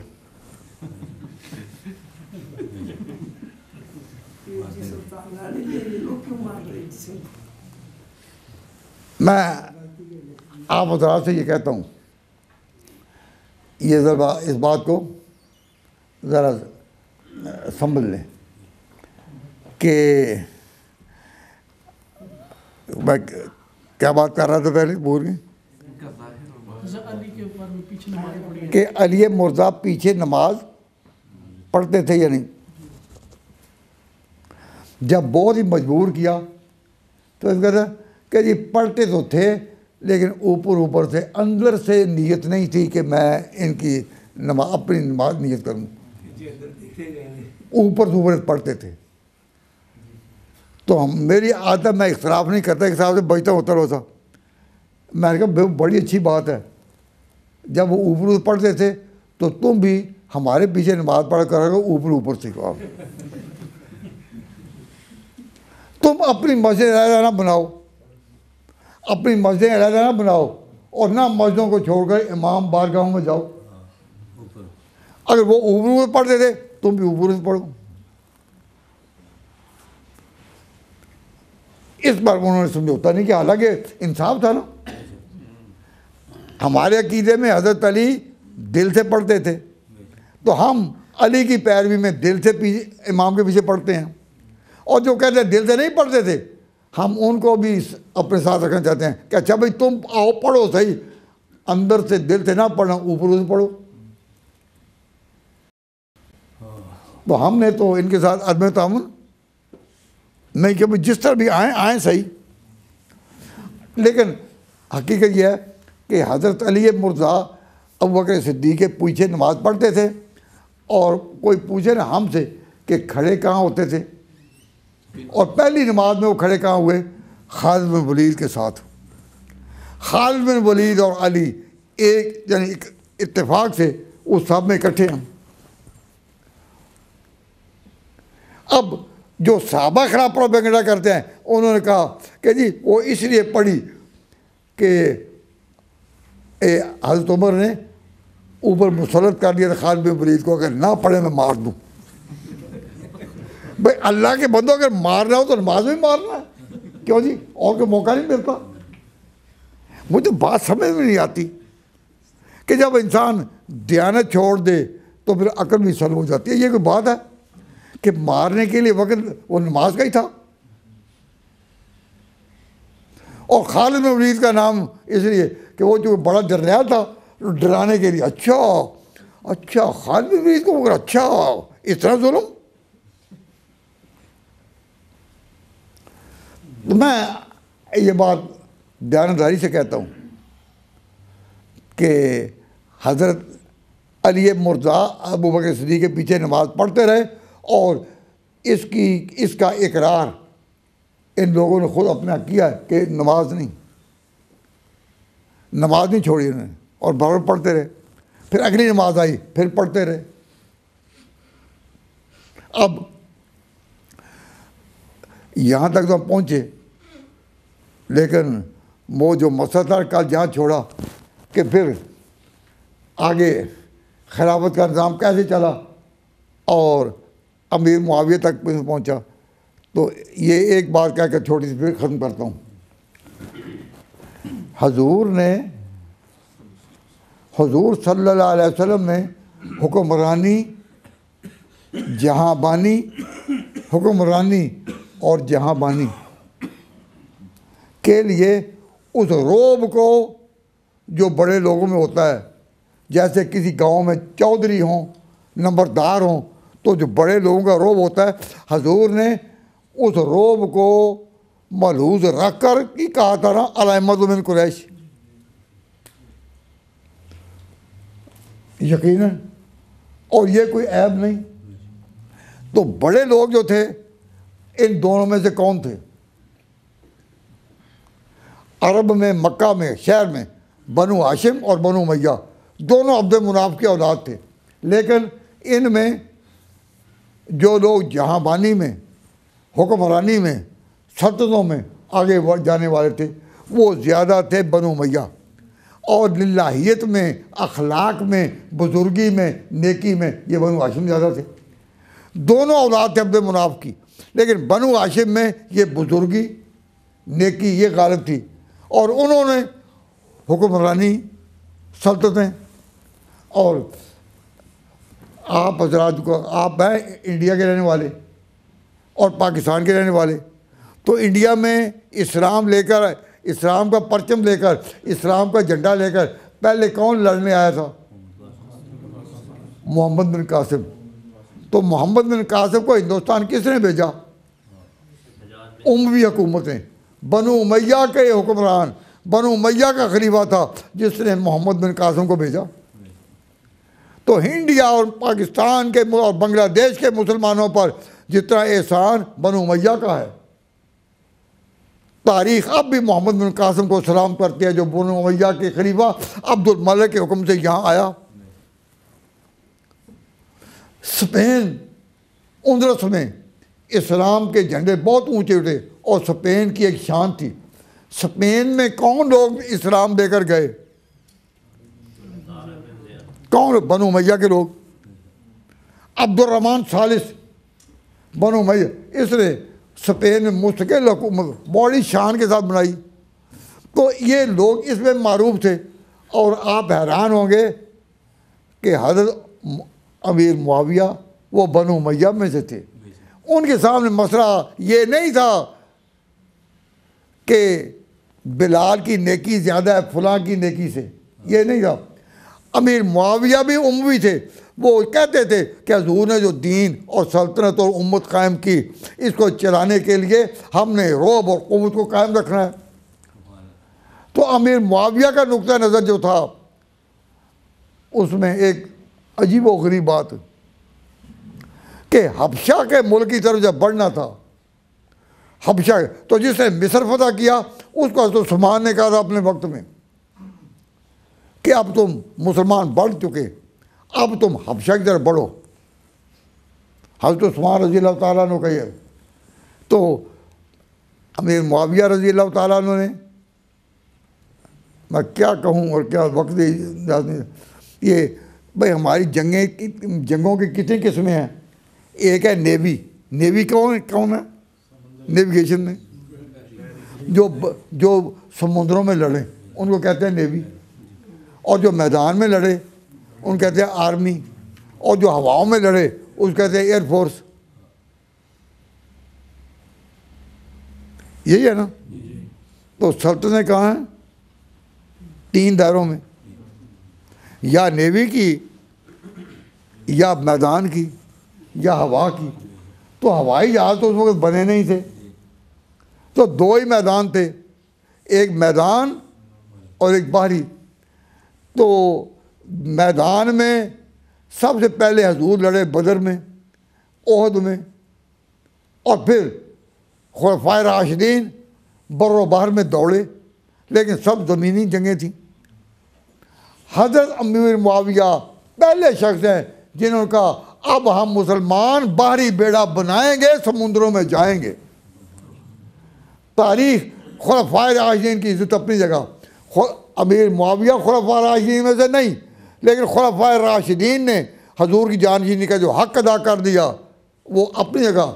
हम उनकी शहादत को सलाम करते हैं, उनकी अक़ीदत का एतराफ़ करते हैं, उनकी अक़ीदत का एतराफ़ करते हैं। लेकिन समुद्रों की लड़ाइयों का तस्वुर सबसे पहले किन के दिल में पैदा हुआ? मुआविया के। वो हज़रत उस्मान की तरफ से गवर्नर थे। उन्होंने हज़रत उस्मान को कहा कि अब वक्त आ गया है हम समुद्र, क्यों, एक प्रोग्राम था कि उन्होंने कि किस तरह समुद्री लड़ाइयों को अबूर करके जनूबी फ्रांस तक वो पहुंचने का प्रोग्राम बनाना चाहते थे। अब लोग उनकी शौकत को, इज्जत को और जहांबानी की शान को तो नहीं देखते। तो बाहरी बेड़ा सबसे पहले किन्होंने तैयार किया? मुआविया ने।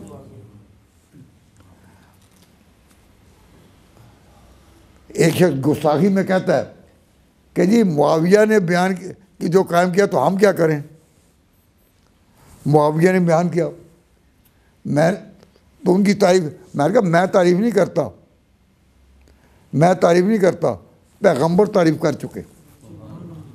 हजूर सल्लल्लाहु अलैहि वसल्लम मदीना मुनव्वरा में थे, दोपहर का वक्त था, सोए हुए थे, नींद गालिब आ गई और जब उठे तो चेहरे पर मुस्कुराहट थी। तो साहबा ने पूछा माज़ा का या रसूल, हजूर आपके चेहरे पर हंसी है? बस नहीं, साहबा ने नहीं, उम्मे हराम ने पूछा, एक खातून ने, कि आपके चेहरे पर ये हंसी है? तो हजूर ने फरमाया कि हाँ, मैंने देखा है कि मेरी उम्मत के लोग जो है ना वो समुंदर में कश्तियों में इस तरह जा रहे हैं कि देखने मुझे मालूम होता था जैसे बादशाह जा रहे हों, सड़कों पर नहीं, खुशी में नहीं, कहाँ। मैंने देखा कि मेरी उम्मत के लोग समुद्र में कश्तियों पर इस तरह जा रहे हैं कल मुलूक जिस तरह के बादशाह हूँ, यानी बादशाही वक़ार है, बादशाही शान है। अब ये ख्वाब जो हुजूर ने सुनाया इसमें बशारत थी कि एक वक्त आएगा कि मेरी उम्मत के लोग इनमें समुद्रों में जाएंगे, कश्तियाँ तराएंगे। लेकिन तराई किसने? अमीर मुआविया ने। हुजूर को अल्लाह ने ख्वाब दिखाया तो सहाबा वो लोग हैं कि जिनके अमलों की तस्दीक अल्लाह ताला अपने पैगंबर को ख्वाब में दिखाकर उनको परतों दिखा देते रहे। और जब पैगंबर ने तारीफ़ की तो उम्मे हराम कहने लगी कि अच्छा इस उम्मत के लोग इस जंगों में, बारी कश्तियों में, और ये जहाँ जाएंगे। हुजूर उदुल्लाह, अल्लाह से दुआ करें कि अल्लाह ताला मुझे भी उनमें कर दे कि जो खिदमत के लिए जाएँ। चेहरा रिसालत पर मुस्कुराहट आई तो आपने फरमाया कि अंत में हूँ कि तू उनमें होगी, मुझे पता चल गया। उम्मे हम उसमें। तो मैं ये अर्ज़ करता हूँ कि अगर अमीर मुआविया ने अपनी मर्ज़ी से वो जंगें, वो बारी बेड़ा बनाया अपने दिल को खुश करने के लिए, तो हम इसको नज़रअंदाज कर सकें कि चलो हमें क्या क्या। लेकिन जब इसका ख्वाब अल्लाह ने पैगंबर को दिखाया और पैगंबर ने उम्मत को ये बुशरा, ये बशारत सुनाई, हम किस तरह अमीर मुआविया को हुजूर से अलग करें। अमीर मुआविया की जो तजवीज़ थी पैगंबर उसकी बशारत दे चुके। अब इसको मुआविया की बात मानोगे या पैगंबर की? वो तो किसकी बात मानोगे? तो ये बड़ा एक बारीक नुक्ता है। अल्लाह ताला तौफीक अता फरमाए। तो मैं इसके आगे कल चलूँगा। अल्लाह ताला मुझे सेहत भी दे, आफियत भी दे। रब्बना तक़ब्बल मिन्ना इन्नका अंतस समीउल अलीम व तुब अलैना इन्नका अंतत तव्वाबुर रहीम। ऐ परवरदिगार, जितने दोस्तों ने तेरे दीन की, पैगंबर के मिशन की, उसके सफ़र आखिरत की और खिलाफत के इंतखाब की, खिलाफत के इनेकाद की, ये दीन की बातें सुनी है, उनके ईमान की हिफाज़त फरमा। या अल्लाह ईमान को क़ुव्वत अता फरमा, ईमान को क़ुव्वत अता फरमा। या अल्लाह मुसलमानों को इज़्ज़त अता फरमा, दुनिया में इज़्ज़त अता फरमा। हम उन लोगों का जिक्र कर रहे हैं कि जिनको अल्लाह ताला ने हुजूर की बशारतों में दुनिया की इज़्ज़त दी थी, जो बाहरी जंगों के लिए बढ़े। ऐ अल्लाह, उनके खुलूस का सदका और कबूलियत का सदका इस वक्त के मुसलमानों को भी इज़्ज़त अता फरमा, इस्तेकामत अता फरमा। अल्लाहुम्मा सल्ली अला मुहम्मदिन, अल्लाहुम्मा सल्ली अला मुहम्मदिन व अला आले मुहम्मदिन कमा सल्लैता अला इब्राहीम व अला आले इब्राहीम इन्नका हमीदुम मजीद। या अल्लाह, हमारी हाजिरी कबूल फरमा। तेरे जिन पाक बाज बंदों के हम पहरा दे रहे हैं, उनकी लाइन की आवाज़ दे रहे हैं, तुझे कबूल फरमा। तू गनी मुतलकी ए ज़ुल जलाल, तू गनी मुतलकी ए ज़ुल जलाल, मन फ़कीर मुतलकम बेकीलो काल, तू करीमी मन गदाए बेनवा, तू करीमी मन गदाए मुतलकम, तू अजीज़ी मन जलील मुतलकम, ज़ात पाकत मंबाए जूदो नवाल, मन से सरता पाशुदा रखे सवार, रब्बना आइन नाला ज़िक्र व शुक्र। ए अल्लाह, शुहदाए करबला का सदका, या अल्लाह उनकी उस इज़्ज़त का सदका जो तूने उनको दी, सहाबा किराम की उस अज़मत का सबका जो अज़मत खुलफ़ाए राशिदीन में चमकी, अमीर मुआविया के उस मुकाम का सदका जो तूने अपने नबी को ये ख्वाब दिखाया कि बादशाहों की तरफ वो जा रहे हैं। ए अल्लाह, हम उनका सदका तेरे हुजूर में दस्ते सवाल दराज करते हैं कि हमारे जो मुसलमान यहाँ आए हैं, या अल्लाह उनकी अगली नस्लों को महफूज फरमा, इस्लाम पर रख। और जो ताकतें और क़ुव्वतें काम कर रही हैं कि उनको कुफ्र के झोंके में झोंक दें, या अल्लाह उनको नाकाम फरमा। जो इस्लाम लेकर आए उनके इस्लाम को इस्तेकाम अता फरमा, बका अता फरमा, और हमें सहाबा और अहले बैत के नक्शे कदम पर चला। जो लोग इनको तोड़ते हैं हमें टूट से बचा। हाँ, इस बात के कायल है कि unity among the community, we believe in this theory.